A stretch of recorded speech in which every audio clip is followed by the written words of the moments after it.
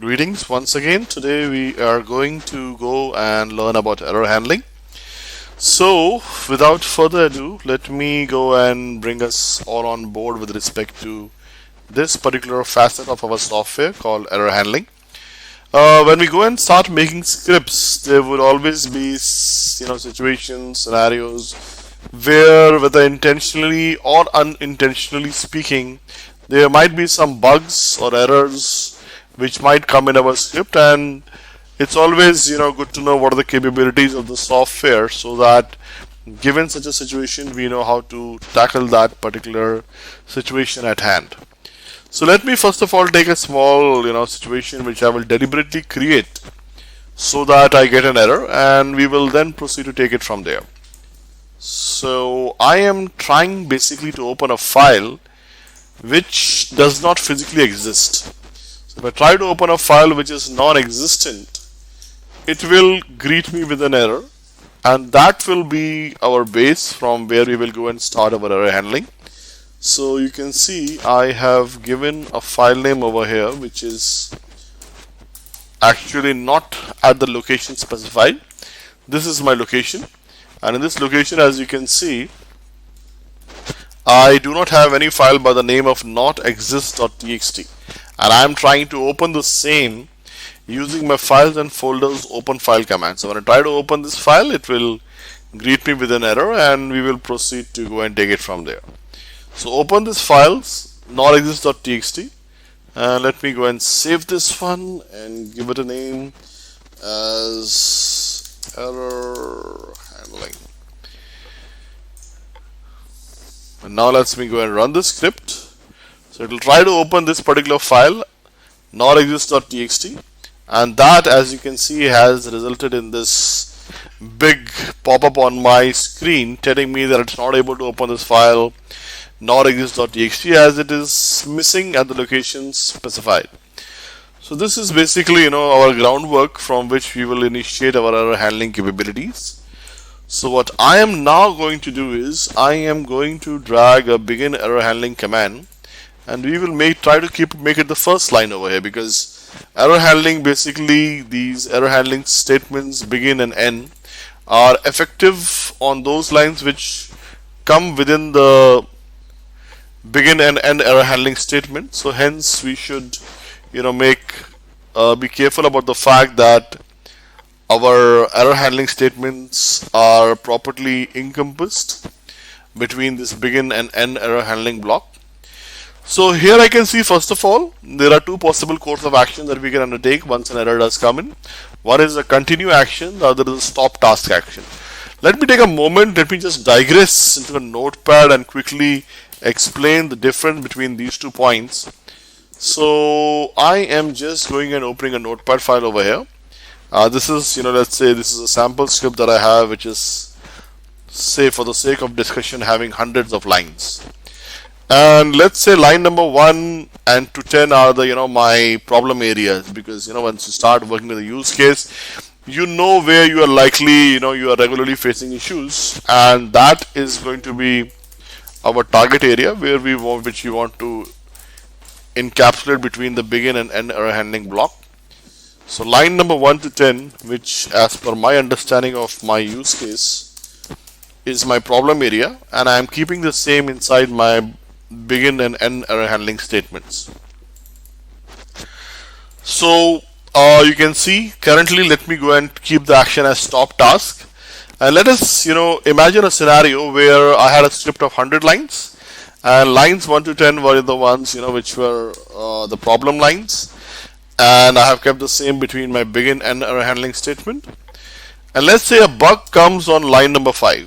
So what is going to happen? As soon as the bug comes on any line between the begin and end error handling block, if the action chosen is stop task, our script will stop executing over there altogether. So that is the effect of stop task. As soon as it encounters a bug on any line between the begin and end error handling block, it stops the script at that spot itself. This probably is a good course of action to choose in case these lower lines are dependent on the former 10 lines. So in that case, If these 10 lines crash out, then in any case, there's no point going further and executing these remaining lines. So it's better to, in that case, have the script terminate at this spot itself. That is our stop task. The other possibility could be choosing the continue action. In continue action, what happens is, let's imagine the same scenario. Line number 1 to 10 are my problem lines, which I've kept between the begin and error handling block. Bug comes on line number 5, and as soon as the bug comes on line number 5, because the course of action is continue over here, control will jump out of the begin and error handling block. It will come to the next line immediately following this begin and error handling block, and it will resume execution from this spot. That is going to be the continue action. So continue action causes the control to jump out of the begin and error handling block, go to the next line immediately after it, and resumes execution from there. That is the continue action. So continue action probably would be a good choice to exercise in case, let's say my scripts line number 11 to 100 are not 100% dependent on line number 1 to 10. So let's say in line 1 to 10 you are doing some web data extraction, 11 to 50 you are doing some database automation, 51 to 100 you are doing some Excel. So there is no 100% dependency on lines 11 to 100 on 1 to 10. In that case, even if lines 1 to 10 crash out, I can still go ahead and get some output over there. So that is my continue action over here, which can allow me to do this. Another possibility is that, let's say for the sake of discussion, there is a dependency of lines 11 to 100 on lines 1 to 10. What I can do is I can have a troubleshooting section over here. So what I do is I go and bring in a troubleshooting section. This is good in those scenarios where the later lines are dependent on the former. So let's say same situation, same scenario, bug came on line number 5. As soon as the bug comes, control jumps out to the next line immediately after the end error handling statement. But before it resumes execution, we have a small troubleshooting section where it goes and where we go and try to fix the bug, fix the error based on our subject knowledge of the use case at hand. And then once that issue has been resolved, then we can go ahead and with the execution from this spot. So in that case, even if these later lines have a dependency on the former, it can still go ahead and get the job done. So that is about the continue action over here. So that is just to give us a quick idea about the difference between the continue and stop task course of actions. Now what happens if you are responsible for a particular process and a bug comes in that process? What we usually do is we take a snapshot of that process, we put that snapshot into an email, and we shoot that email to all the concerned stakeholders. The good news is we can do all these things right here using our software. The software will be able to do all those things on its own. Of course, we will have to give clear, precise instructions to the software beforehand. So the first instruction is to take a snapshot. So I'm going to say at this location over here, which is my error handling folder, where I will choose to keep all my error related output. So I'm saying in this folder, let me go and create a error.bmp file so that my error snapshot gets captured over here. Secondly, you have an option run task. When you choose run task, it allows me to go and execute a task based on my specification in case these lines 1 to 10 crashed out. So you can have a run task command. Let's say this was my 1 to 10, this was my primary lines of action, and I know that these lines regularly develop a snag.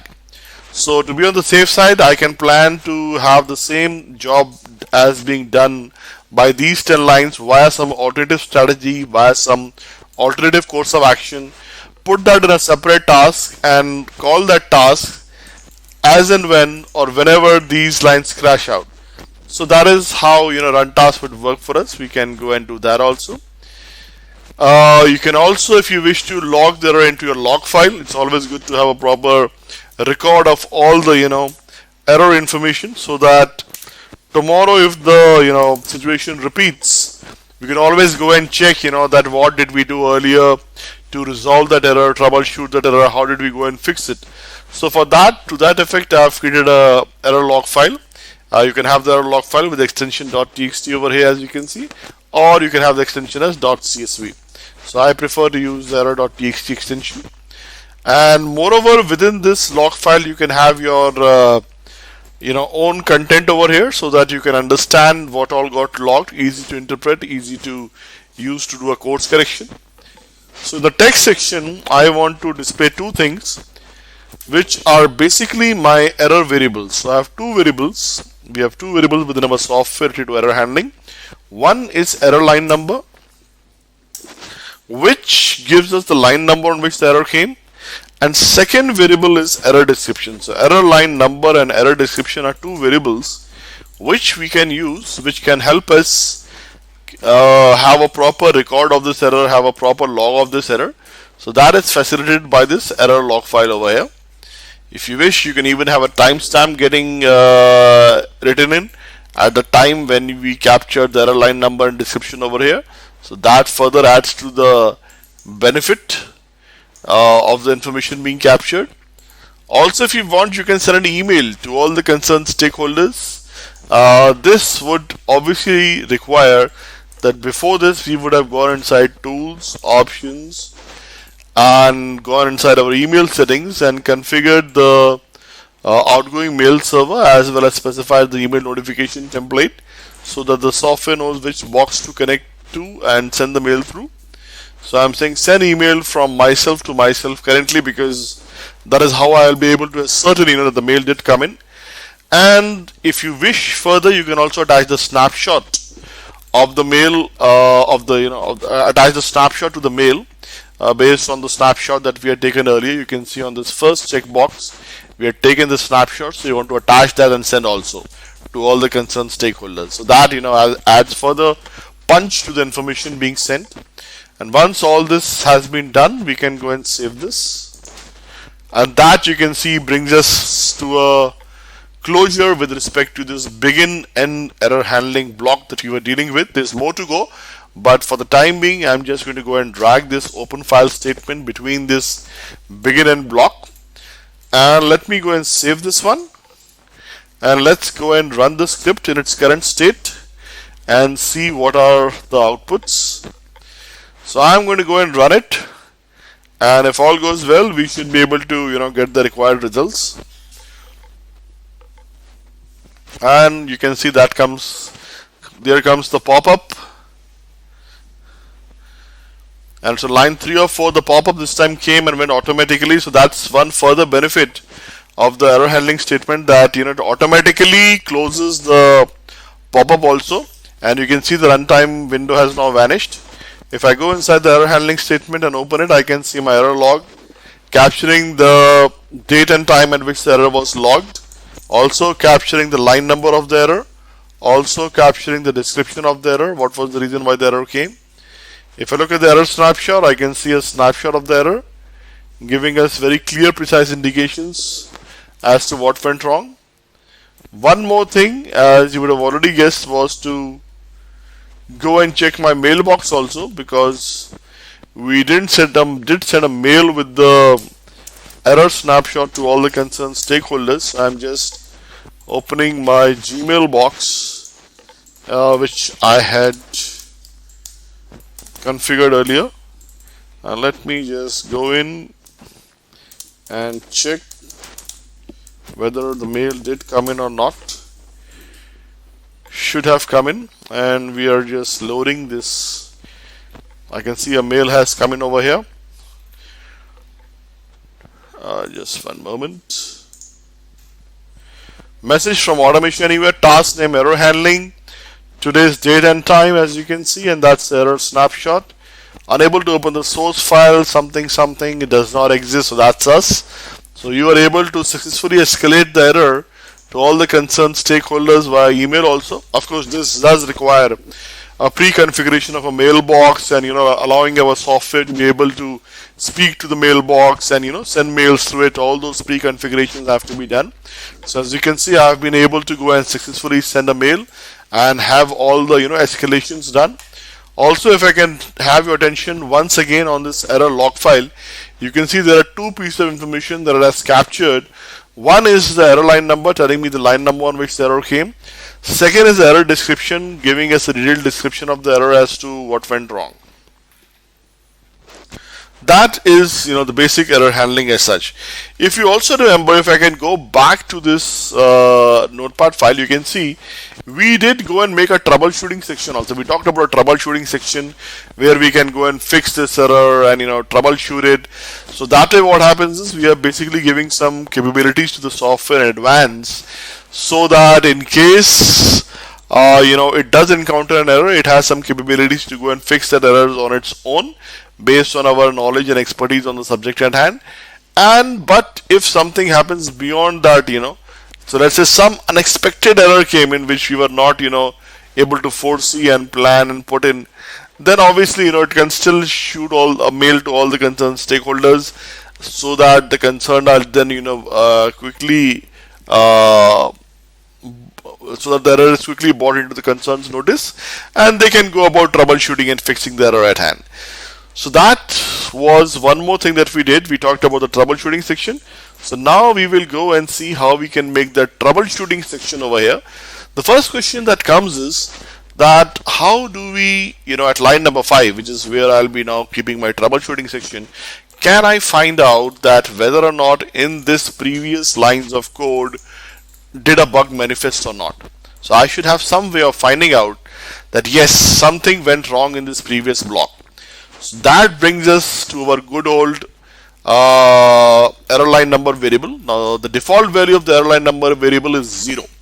So in case it is not 0, it is 1, 2 or 3. That means on lines number 1, 2 or 3 or whatever line number it is giving us, at that line, on that line some error did come in, and we need to then go and troubleshoot that and fix that. So first of all, we need to check what is the value of the error line number variable, and then accordingly, based on our use case, based on our knowledge of the subject, we can do some error handling and try to fix the error. So I've just dragged the if else variable command. As you can see, I just went inside if else. Inside if else, there's a variable command that I've just brought to the right. I click on edit, and in this variable I am going to go and bring in our error line number variable. So I'm saying if error line number is not equal to 0.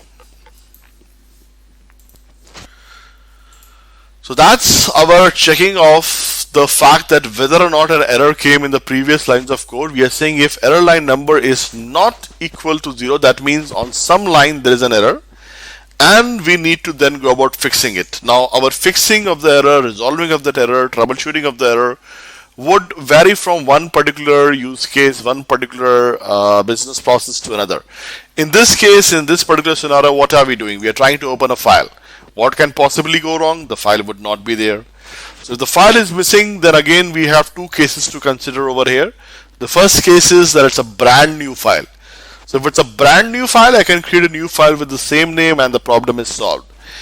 The other possibility could be that the file already pre-exists and contains some data in it. In which case, in that scenario, I could then copy the file from its backup location to the location at hand, and that resolves the issue. So for our demonstration purpose, we'll presume it's a brand new file. And what we want to do is we want to go inside files and folders, and we are going to say let's go and create a file over here. Which is the file that we wish to create?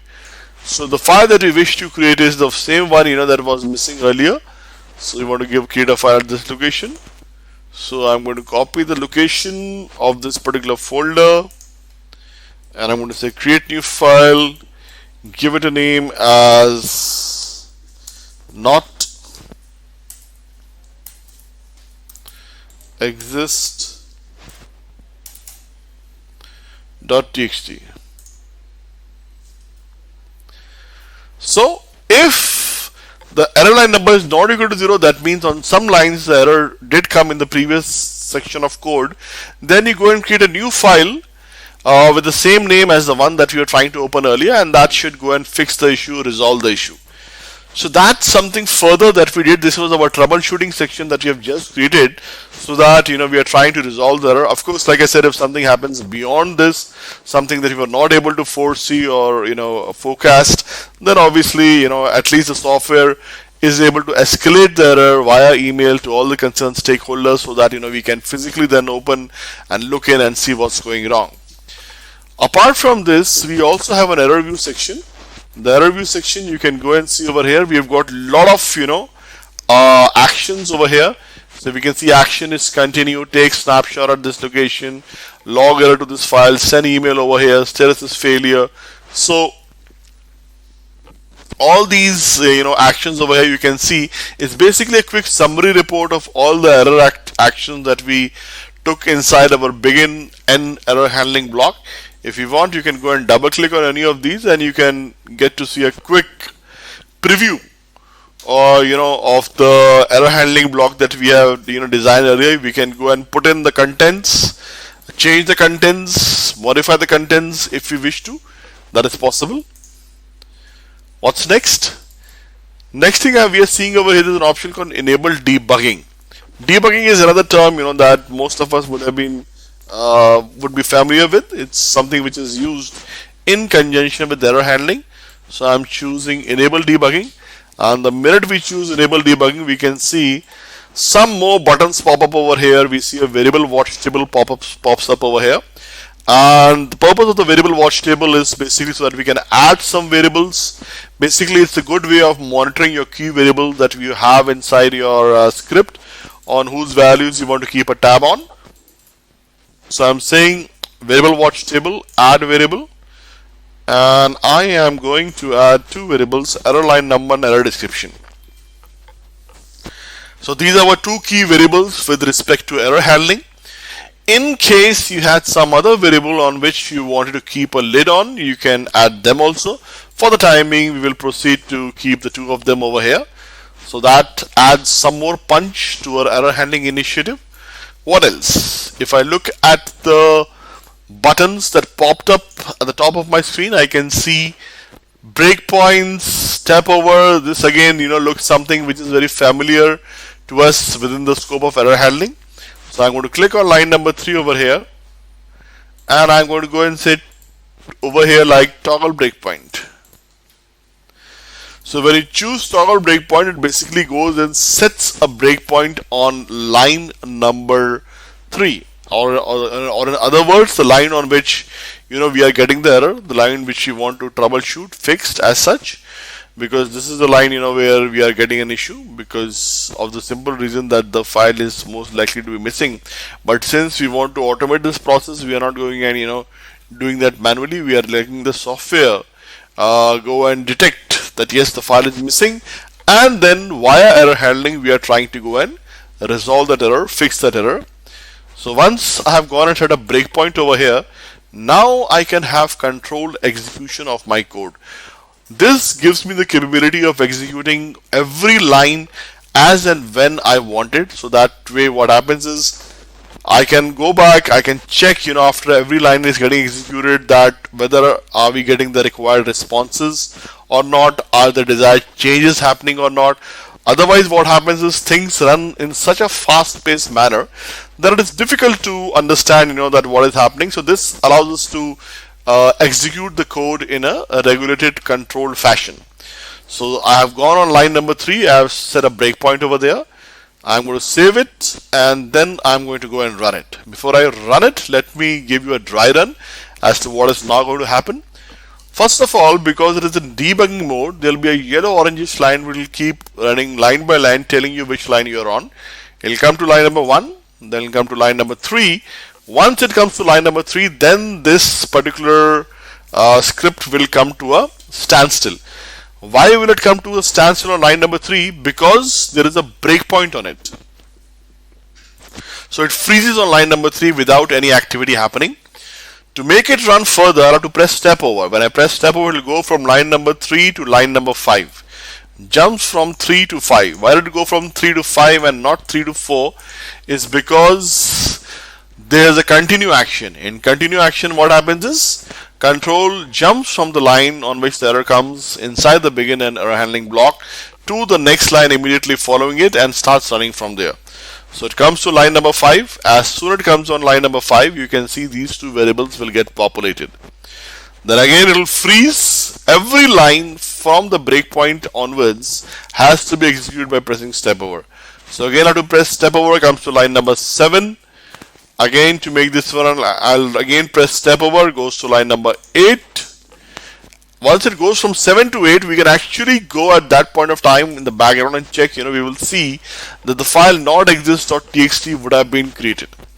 Comes to line number 8, again I press step over and this script finishes execution. So this is basically something which is going to happen.